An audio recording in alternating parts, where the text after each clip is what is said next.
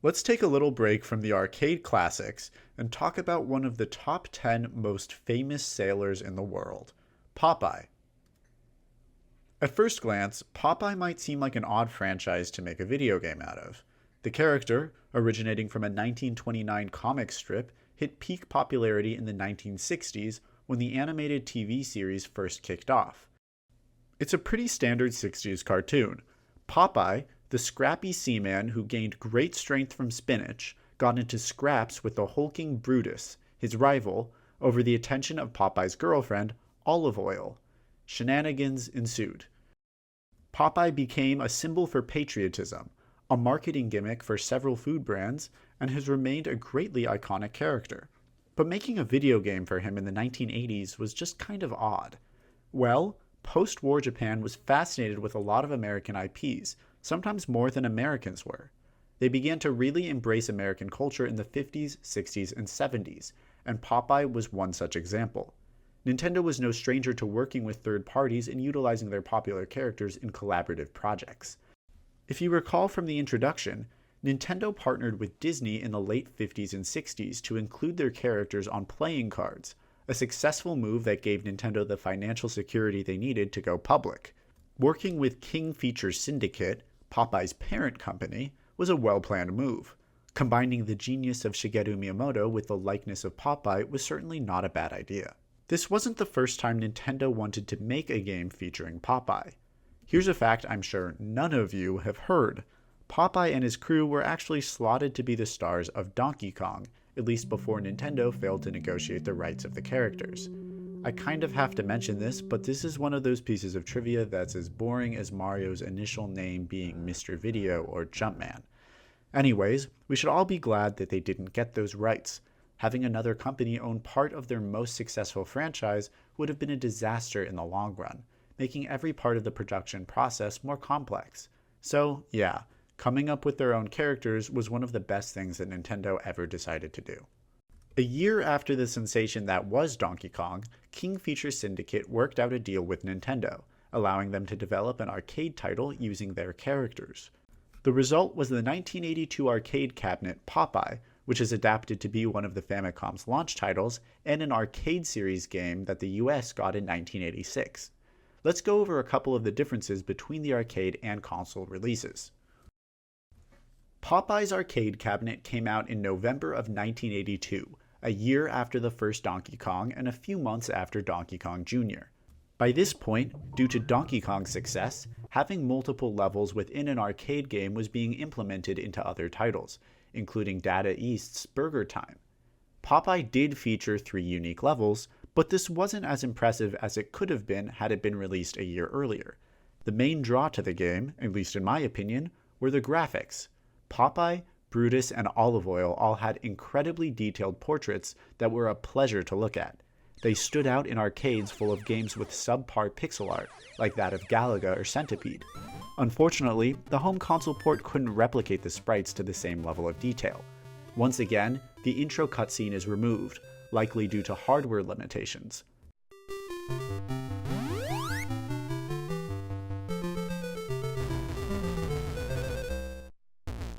While neither of these changes are all that bad, per se, they do detract from a lot of the arcade game's value, considering that the gameplay doesn't really bring anything new to the table. Similar to the other games we've gone over so far, the level design from arcade to console remained mostly untouched. Outside of removing Wimpy from the lever in level 2, and allowing players to walk up and down the ladder on level 1, there aren't any drastic differences.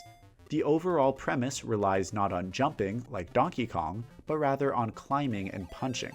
Popeye is able to punch projectiles that come his way, destroying them and earning a few extra points.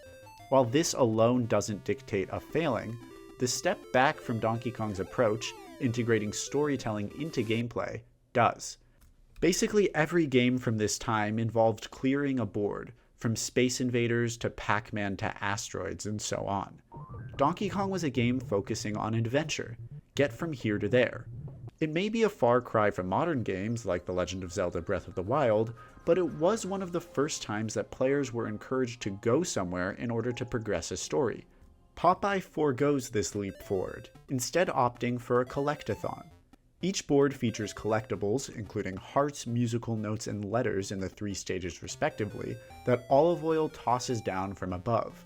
The player has to navigate the screen to collect these items without running into Brutus or getting hit by projectiles. When the 3 screens are beaten, by gathering enough hearts and notes to fill in the box or tune in the top left, or collecting enough letters to build a ladder up to the top mast of the ship in the 3rd level, it repeats with some added difficulty in the form of the Sea Hag, who starts throwing bottles at Popeye from off-screen. The mechanics are nothing to write home about. Other than climbing ladders and collecting trinkets, Popeye can eat spinach, which temporarily turns him into a powerhouse. He can knock Brutus off-screen if he can catch up to him, but it does cost Popeye the ability to climb. Speaking of Brutus, he really is the best part of the game. He chases Popeye around with some real conviction. He can completely bypass the platforms both above and below him, reaching down or jumping up to attack the hero. He negates distance by throwing projectiles from across the screen, or jumps down with a terrifying shake of the screen to get closer to his target. He's what I can only assume players would have expected from Donkey Kong if he was able to move around freely. There are no differences between the port and arcade cabinet when it comes to Brutus, which is certainly a positive. Popeye ended up premiering on the Famicom because there were few other well-received Nintendo games that had come out before it. It came out in the US to pad out its lineup before the official launch of the NES in September of 1986. It was already an obscure title in America by that point, and for good reason. It didn't pack that same punch that Donkey Kong and Donkey Kong Jr. had. This was further exacerbated in June of 1983 with the release of Mario Bros. Popeye's one saving grace, the fact that it was Nintendo's most recently published game at that point, no longer reigned true. All of this isn't to say that nothing came out of the game. Nintendo did have the rights to Popeye for a little while longer, and so they published Popeye no Ego Asobi, or Popeye's English Game, an edutainment title that may have been worse than Donkey Kong Jr. Math, which we will get to soon enough. The game modes consisted of translate this Japanese word into English and compete against your friend to spell out an English word. Riveting stuff, I know. It wasn't even particularly good at what it set out to do, as the Japanese words would only be spelled out in katakana, an alphabet not used for several of the words presented. This would be the last Popeye-themed game to be published by Nintendo, and would, for obvious reasons, never see a release in the United States. Popeye's video game legacy didn't die there, though. A Japanese-exclusive Game Boy game featuring the character came out in 1990, produced by Sigma Enterprises. It forwent any aspects of platformer present in the arcade game, instead turning into a puzzle game featuring mazes. And it wasn't really that good. A couple of decades later, in 2008, Namco Networks came out with an enhanced port of the arcade game for mobile phones. And then Popeye's trail in the world of video games went cold for another 13 years, until Seibek Limited decided to publish a revamped 3D remake of the original arcade title, featuring Brutus, falling collectibles, 3 different levels, and everything that made the arcade version so great. Wouldn't that have been fun? Well, it's actually one of the worst games to ever grace the Nintendo eShop. Tons of videos have been made pointing out the many issues with this, quote, remaster.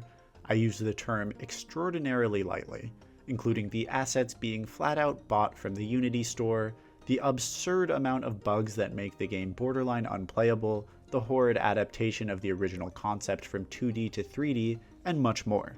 Needless to say, I don't think we'll be getting any more Popeye video games until the character reaches the public domain in 2024. Popeye may not have had many successes over the years, but its original iteration did provide Nintendo with the confidence they needed to drop the idea of licensed characters, instead relying on their own teams to come up with mascots. It's in this way that Popeye's influence lay more with what could have happened than what did. I, for one, am happy that I don't live in the alternate dimension in which Donkey Kong featured Popeye characters. The NES port has never, and likely never will, see a true remake, as it's extremely unlikely that Nintendo would ever shell out the money necessary for such a feat. So, this is another one of those games that you'll need an NES to play. It's not like you're missing out on much, though. While Popeye's history with Nintendo may be quite important, the game itself is more equivalent to raw spinach than anything else, in that it's sort of bland. I'm really scraping the bottom of the barrel here.